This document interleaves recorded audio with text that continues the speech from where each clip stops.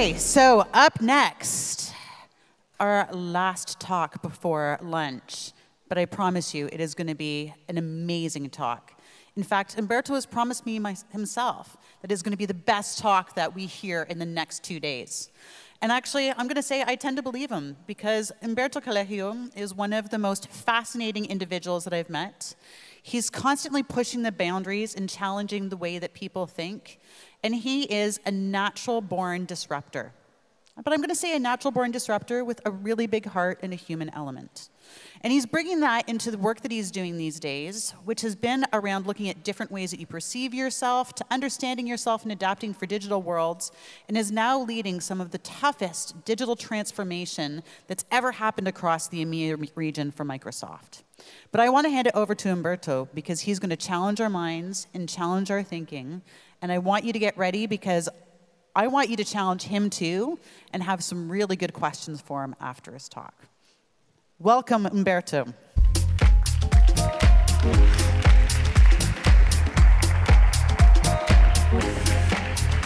Thank you, no pressure.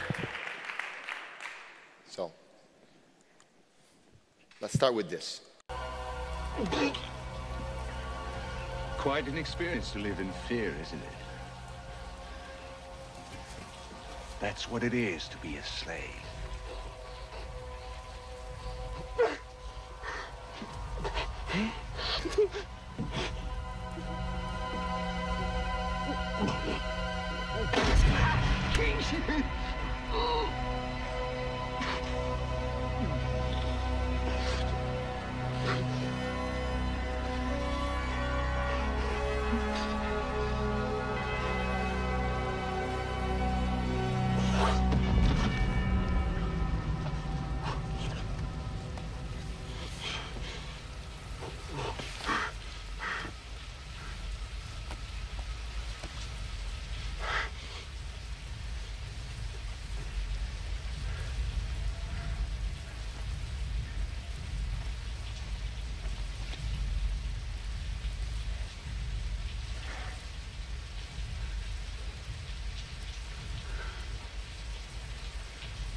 I've seen things you people wouldn't believe. Attack ships on fire off the shoulder of Orion. I watched sea beams glitter in the dark near the 10-house gate.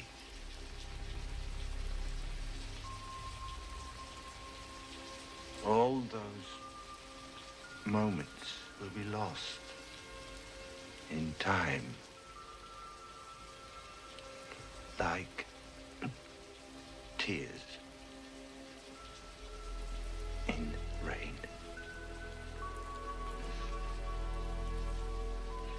Time to die.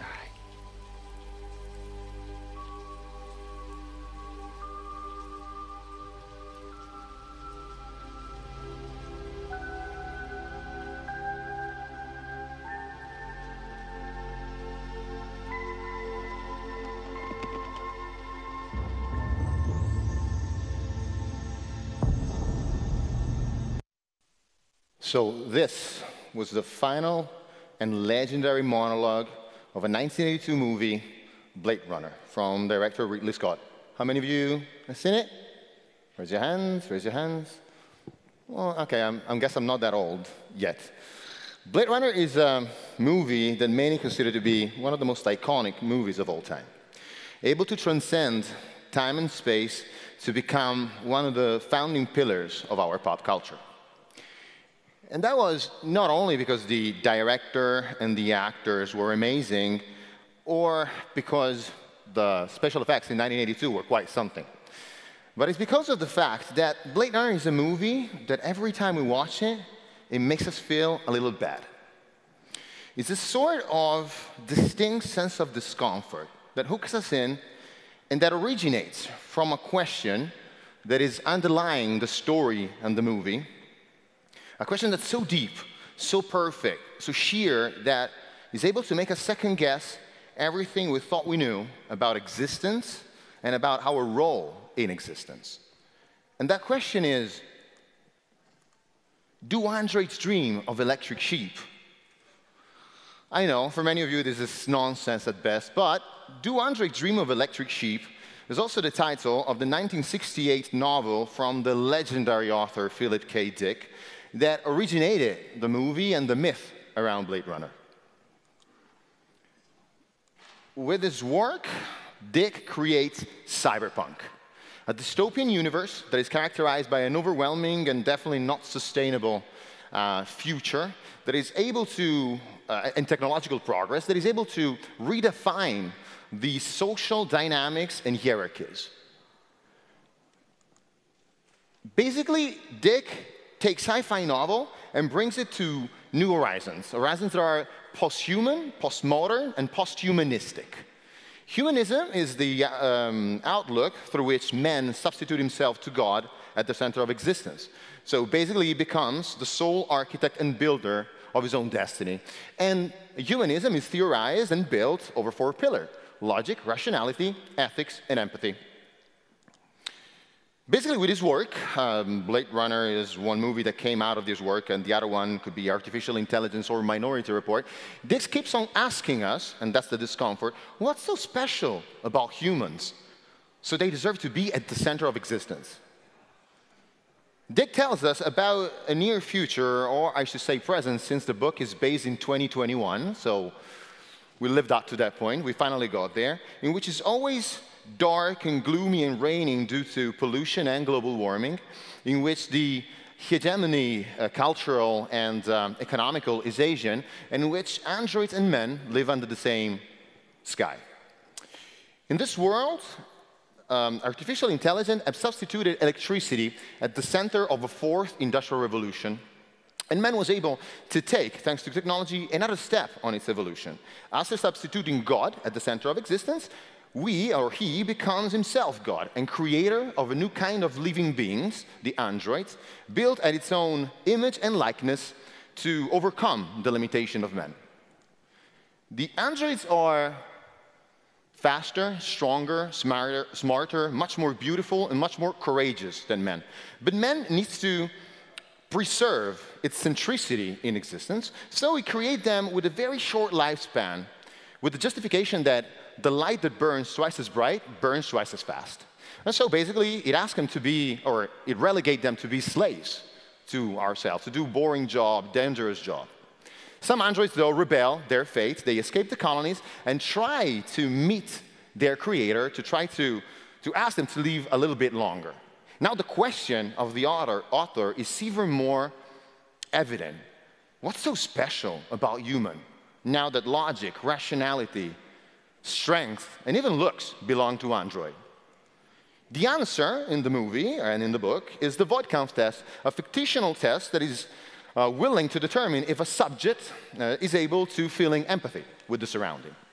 It's like we are observing an upgrade of the Cartesian I think, therefore I am, into I feel, therefore I am, human and worth existing and living. It's not a case that Rick Deckard, the protagonist of the movie, his name is a literal transposition of René Descartes, Cartesio. While we watch it, when we find that androids can feel empathy and actually are more ethical than men, you've seen Roy saving Rick, we find ourselves empathizing with androids and almost wishing as we were able to substitute ourselves to God, android could take their rightful place at the center of existence in a new post-human and android-centric life. Why am I telling you this story now, and why this story? After all, 2021 didn't turn out to be what Philip K. Dick anticipated, right? I mean, right? I love that it says it's friendly. It's going to do boring stuff, and it's not going to kill you.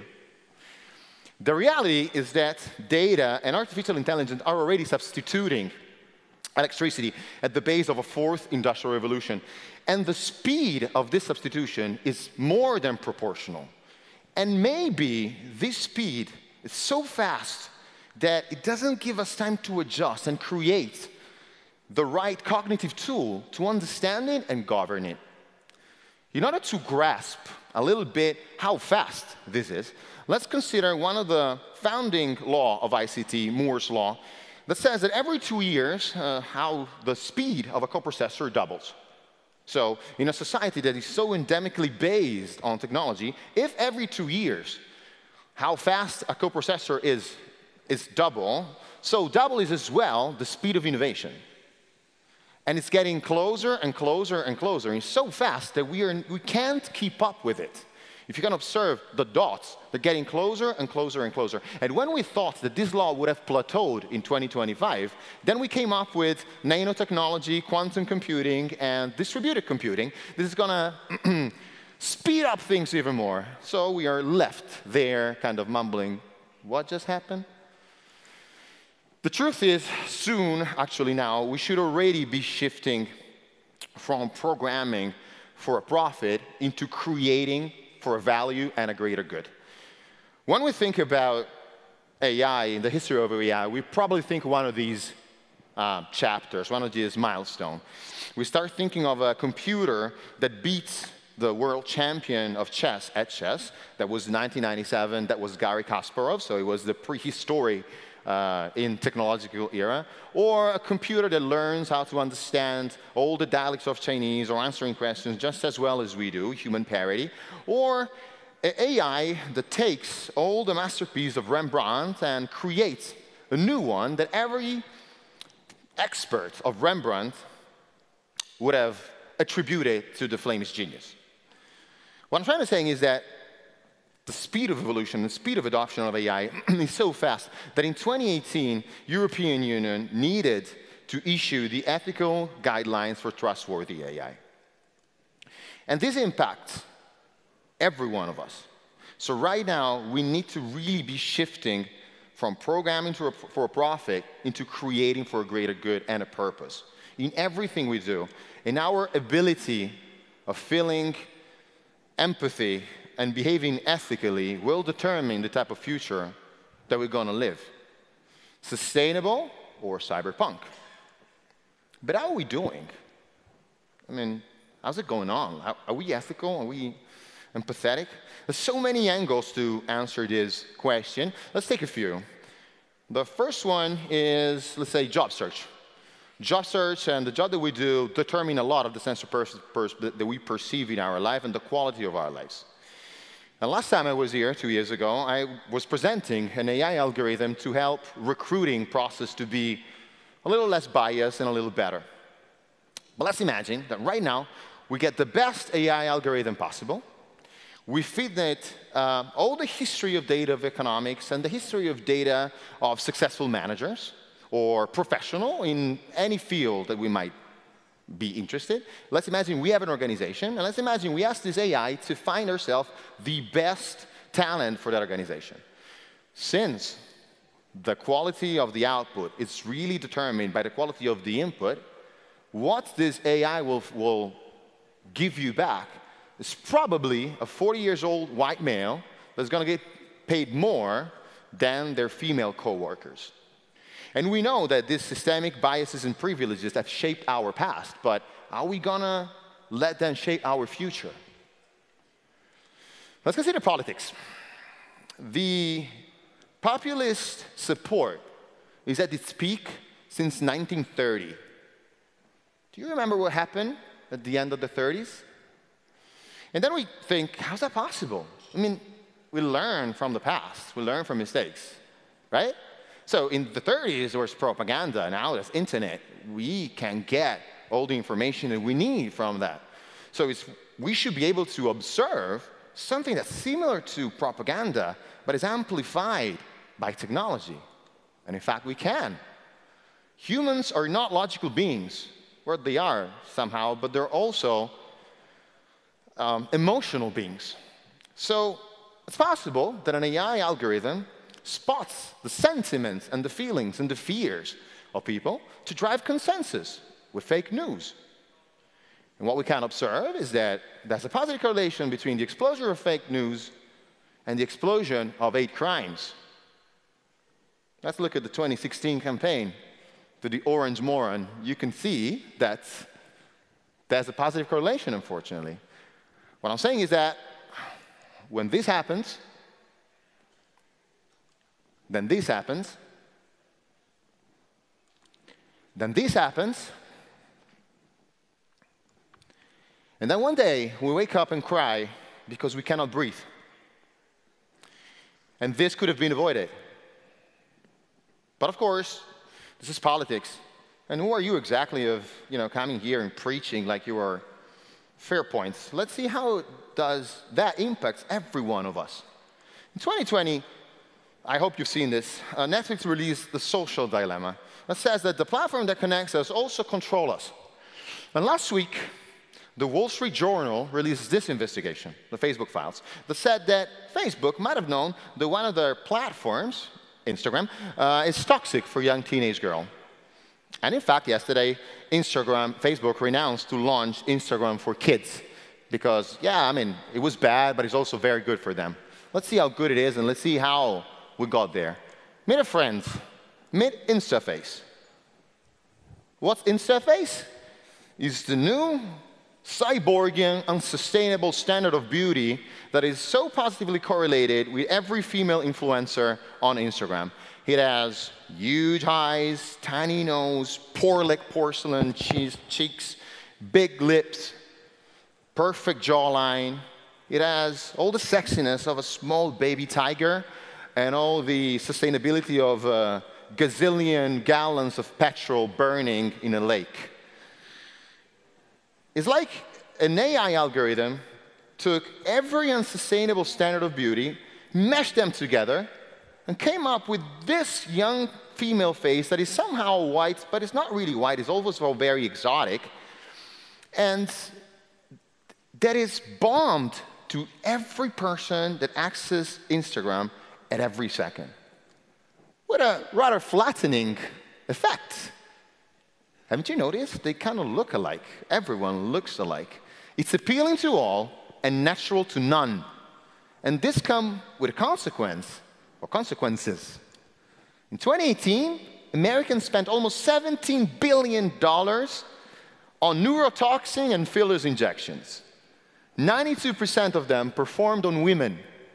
Of course, technology is fast, not only with social network, but technology gets faster also in plastic surgery. 20 years ago, you wanted to get your cheek line, a jawline, or whatever nose modified. It was painful. It was very expensive. Now it's $600 a shot. You can get it done in your lunch break. But should you? 55% of people in 2017 said that that was to look better on selfie. And if you consider a 13% year-over-year growth, probably now we are at 90% if you consider a natural plateau of stuff. But it comes also with a different price. If we consider the spike of depression that kids, preteens, and teenage girls have observed, we can observe a spike of non-fatal self-harm from teenage girls and pre-teenage girls ever since smartphone was made available with Instagram and social network. The spike is 62% and 190% from 2009. And it gets worse. The suicide rate has a positive correlation with that too. Girls 15 and 19 think on killing themselves 70% more from 2009, and underage 10 to 14 girls, 151 more. 30% of these teenage girls said that Instagram made them feel worse about themselves. 13% of British teens and 6% of Americans directly linked it to Instagram. And for 20% of teenage girls, it just made them feel more lonely. So am I saying that Instagram is the cause? No. But Instagram is the amplifier. And if we don't stop, and if we don't educate and help people, particularly in younger age, to build the cognitive tool to deal with this, then it's also our fault. Unsustainable standards of beauty have been around forever. But what's the impact of platforms that push you those ideals every second? Otherwise, you're not good enough. And then there's a cyberbullying and everything. But this, of course, is not just for teenage girls. Meet the dopamine reward loop. This is how the majority of your apps, and trust me, I've built apps, were built and designed to be. We're all addicts. It's like burning a fag. You perform a gesture, and instantly dopamine is released. Then you feel happy, then it wears off. And then you need to perform it again. And then you need to perform it again. And then you spend, I would encourage you, please, can you please go on in your smartphone and see how much time do you spend on social networks? Because we all say, oh, it's not for me. But then you look, and it's definitely above 2 hours. And the crazy thing is that 70% of people feel depressed when they don't have their phone, and 89% of undergraduates perceive phantom vibrations of a phone that is not with you, on you. How sustainable do you think it is? So Stephen Hawking, which is much, much, much, much wiser than what I'll ever be, said that artificial intelligence could have been the best discovery in human history, but it might as well be the last. Because we are here in danger of destroying self by greed and stupidity if we don't stop programming for a profit and we don't start creating for a greater value, for a greater purpose. So are we egregiously fucked? No, that's also a way around.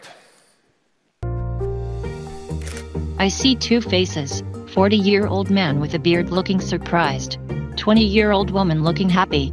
The app can describe the general age and gender of the people around me and what their emotions are, which is incredible. One of the things that's most useful about the app is the ability to read out text. Hello, good afternoon. Here's your menu. Great, thank you. I can use the app on my phone to take a picture of the menu, and it's going to guide me on how to take that correct photo. Move camera to the bottom right and away from the document. And then it'll recognize the text. Read me the headings. I see appetizers, salads, paninis, pizzas, pastas. Years ago, this was science fiction. I never thought it would be something that you could actually do. But artificial intelligence is improving at an ever faster rate. And I'm really excited to see where we can take this. As engineers, we're always standing on the shoulders of giants, building on top of what went before. And in this case, we've taken years of research from Microsoft Research to pull this off. I think it's a young girl throwing an orange frisbee in the park. For me, it's about taking that far-off dream and building it one step at a time. I think this is just the beginning. This is one of the reasons why I decided to join Microsoft. And look, this is not a sales speech. I grew up in awe of Steve Jobs. He was my Luke Skywalker to Microsoft Death Star, right? So it was a real surprise. Then Steve Ballmer bought the Clippers, and I'm a Laker fan, so I couldn't hate the guy more. But then in 2016 and 17, I was so surprised to read about a deep cultural change the new CEO, Satya Nadella, brought on, and that it originates at ethics and empathy. We have ethical committees for AI, so everything we do needs to pass an ethical kind of committee test. And it was so deep that Microsoft changed their mission from a PC in every home, in every desk, program for a profit, to empower every person and organization on the planet to achieve more, a more humanistic view of this. And this is another example. Like, we don't need to substitute man, and we don't need to kind of look the other way. We can empower human ingenuity, for example, in diagnosing cancer. What our radiologist does is an image match recognition. And for how good you are, you cannot be as good as an artificial intelligence. But this doesn't substitute the radiologist. This empowers him and frees cognitive ability to do what's more important. So managing the human being that might need to undergo chemo, the patient, right? And this is just one of the example. And look, it's really down to us, right? It's really, and it's I know, it's perfectly natural to feel overwhelmed. As I said, we're not really logical creatures, we're emotional creatures. So when we are presented with so many evidences, it's so natural to turn the other way or think, oh yeah, but this doesn't apply to me. But it does. It does. You remember that sense of discomfort looking at Blade Runner? That's when we grow. That's when we question what we know. That's when we build different tools to approach a new future, a new reality. And I know our brain functions to get rid of problems as fast as possible, but we need to embrace that discomfort and take the time to spread the word and act ethically. So there's one question I want to ask you, and that's the last one. Should we all start dreaming of electric sheep? Thank you very much. Thank you, Umberto. Amazing, mind-blowing. We're doing our best. Thank you. Quite honestly, actually a little bit sad too. It's not sad. I mean, we have the ball. The ball is in our park. It's in our. We need to realize that we might be going towards this dystopian future, but it's down to us. So how do we use technology to change, to move away from some of the statistics you showed, to move away from, and you know, there's many different perspectives in the world, but when you show those images of women all wanting to look like themselves, and part of me feels like, well, I'm fucked. I'm like, but another part of me is like, how do we change that? Because it's really hard to influence change. And then when you show the other examples of how negativity in the world actually just spreads, and it actually creates more negativity. So what are your thoughts on creating some side of seismic change to really change the world? That's a great question.